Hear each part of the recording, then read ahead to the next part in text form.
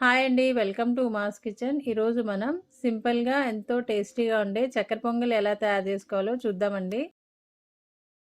ఇదిగోండి పెసరపప్పు నేను 1/4 కప్ తీసుకున్నా అండి. కొలత కోసం ఒక గ్లాస్ గానీ, ఒక గిన్నె కూడా పెట్టుకోవచ్చు. 1/4 కప్ పెసరపప్పు తీసుకొని ఇప్పుడు వేయించుకోవాలి. వేయించకుండా కూడా వేసుకోవచ్చండి. కానీ వేయించుకుంటే ఫ్లేవర్ ఇంకా బావుంటదండి. స్టవ్ వెలిగించుకొని స్టవ్ మీద ఒక పాన్ పెట్టుకొని ఫ్లేమ్‌ని లోలో పెట్టుకొని మాడకుండా వేయించుకోవాలండి. పెసరపప్పు వేగిన తర్వాత మనకి తెలుస్తుందండి, స్మెల్ వస్తూ ఉంటుంది. అప్పుడు స్టవ్ ఆఫ్ చేసుకోవాలి.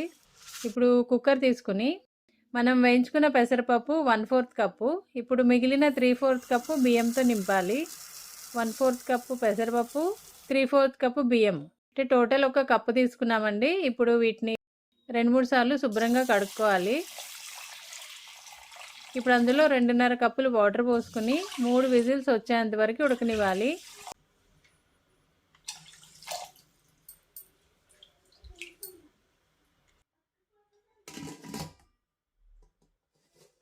చూడండి, కుక్కర్ చల్లారిపోయింది.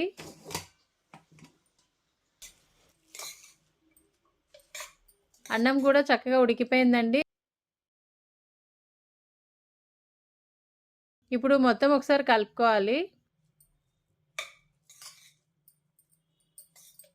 ఇప్పుడు అందులో ఒక కప్పు షుగర్ వేసుకోవాలండి. ఇది అచ్చంగా షుగర్‌తో అయినా చేసుకోవచ్చు, లేకపోతే మొత్తం బెల్లంతో అయినా చేసుకోవచ్చు, లేకపోతే పంచదార, బెల్లం 2 కలుపుకొని చేసుకోవచ్చు. బెల్లం క్వాంటిటీ ఎక్కువ తీసుకుని పంచదార క్వాంటిటీ తక్కువ తీసుకోవచ్చు. మన ఇష్టం అండి. నేను ఒక కప్పు పంచదార తీసుకుని ఇంకా పావు కప్పు బెల్లం తీసుకున్నా. స్వీట్ కొంచెం ఎక్కువ కావాలంటే కొంచెం బెల్లం ఎక్కువ వేసుకోవచ్చండి. ఇప్పుడు మళ్ళీ స్టవ్ వెలిగించుకుని స్టవ్ మీద పెట్టుకుని షుగర్ ఇంకా బెల్లం మెల్ట్ అయ్యే వరకు కలుపుకుంటూ ఉండాలండి.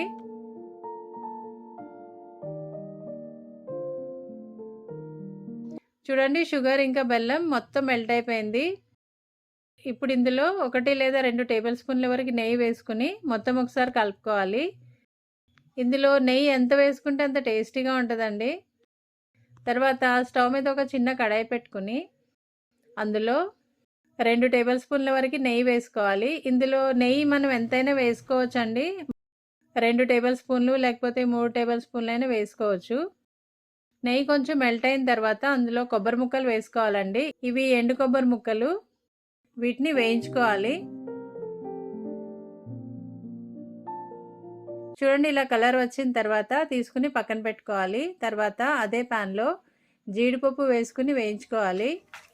జీడిపప్పు కొంచెం కలర్ వచ్చిన తర్వాత కిస్మిస్ కూడా వేసుకోవాలి.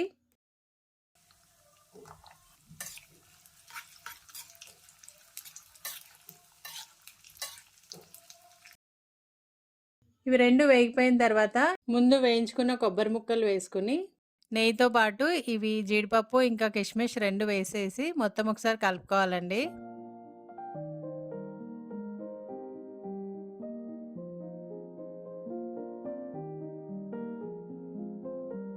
తర్వాత ఒక హాఫ్ స్పూన్ వరకు యాలకుల పొడి వేసుకోవాలి.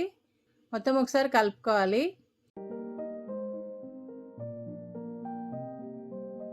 చూడండి, ఇది పచ్చకర్పూరం అండి. ఇది ఉంటే ఇలా నలుపుకుని వేసుకోండి. మంచి ఫ్లేవర్ వస్తుందండి. చాలా బాగుంటుంది టేస్ట్. ఇది చక్కెర పొంగలి చాలా ఈజీగా చేసుకోవచ్చండి. ఇంకా చాలా టేస్టీగా ఉంటుంది. పండుగల టైంలో అలా నైవేద్యాలు పెట్టుకోవచ్చు. లాస్ట్‌లో కొంచెం నెయ్యి వేసుకుని ఒకసారి మొత్తం కలుపుకోవాలండి. ఇంతే అండి, చక్కెర పొంగలి రెడీ అయిపోయింది. వీడియో నచ్చితే ఒక లైక్ చేయండి. Thanks for watching.